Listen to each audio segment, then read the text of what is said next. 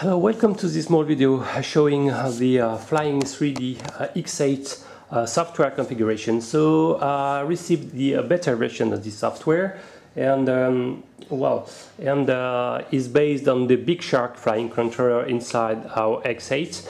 So actually I am indoors, okay, but I managed, as you can see, to receive up to 3 satellites. Okay, it's not fantastic, but we will be okay to make the small demonstration, at least for the map. So I connected in order to run the software.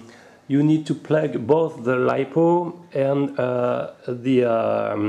plug to your USB connector. So use a micro USB, and when it's done, you have to run the software there.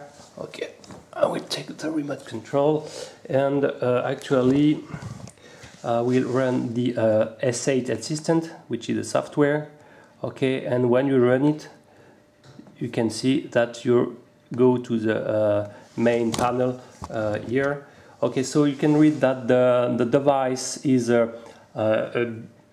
the flight controller is based on Big Shark model, Big Shark X4. The X4 is a derivative model from their big model X8, but this one, dedicated for our Flying3D models, don't have the SD card reader, for example. So you have the exact number of the divider, the firmware version, hardware version, and the working time. Okay, okay. If I'm pressing to the first panel here, you can choose the flight characteristic parameters, okay, from the pitch, roll, yaw rate, and also the vertical, I guess, is to bounding the vertical elevation, sorry, and as well the horizontal displacement.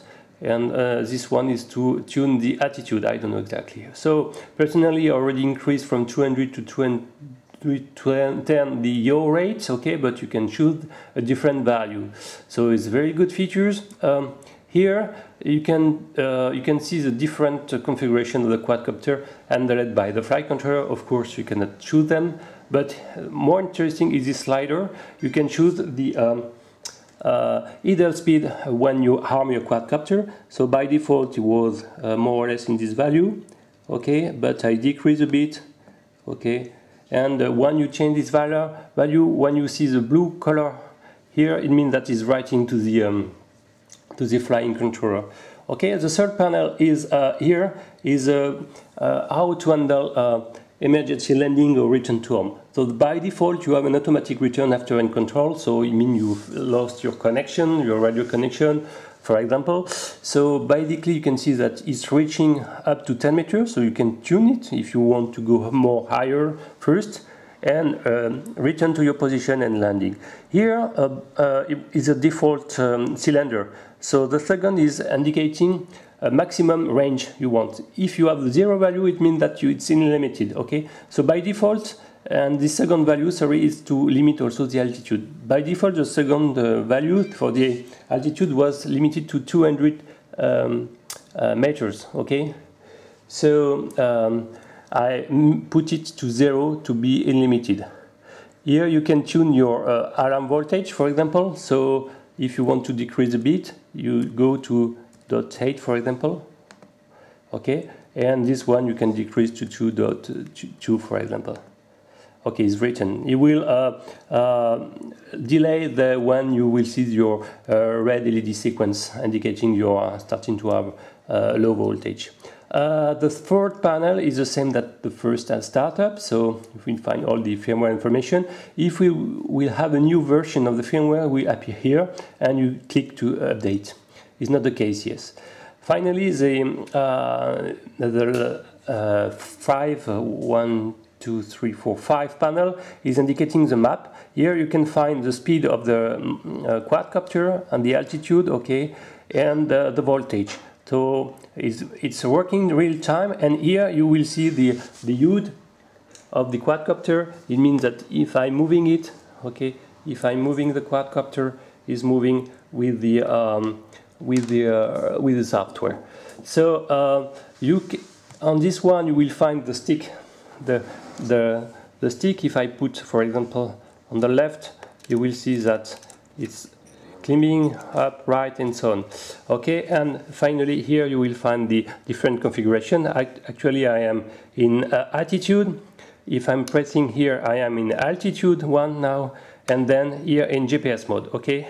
And if I'm pressing here, sorry, I am activating AOC, and now if I'm pressing both sticks completely below, I am in return to home position. So it's very good. If you press this button here, you center your position. So you can see that I am in south of France, and here you have the number of satellite received actually.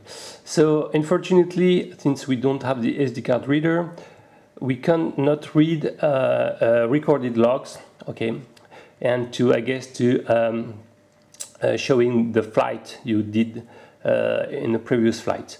Okay, so you can zoom on the map without any problem. It's working efficiently, so it's very good. So, and well, actually I don't know what is this button used. It's just to indicate the button.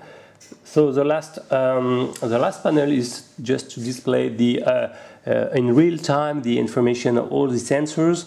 So from the gyroscope, accelerometer, then magnetometers. Okay, you have the 3 times the triple values, as well as the input of the radio. Okay, so for example, if I'm moving the dot pot here, okay, so it would be the CH7.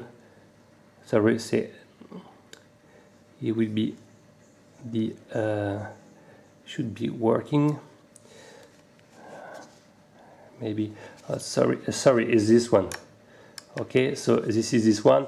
If you see the channel 6 is these values, and channel 5 is this one, and sorry, you can only display this channel 7 by default. Okay, this channel 8 is not displayed on the software because by default it's not plugged on your quadcopter. You have to unmount and to plug from their receiver to your gimbal port to activate it. So by default only the channel 7 is working on the ground station software. Okay, thank you for watching this small tutorial video about the ground station of the Flying3D. If you like this video, please subscribe my channel. Bye bye.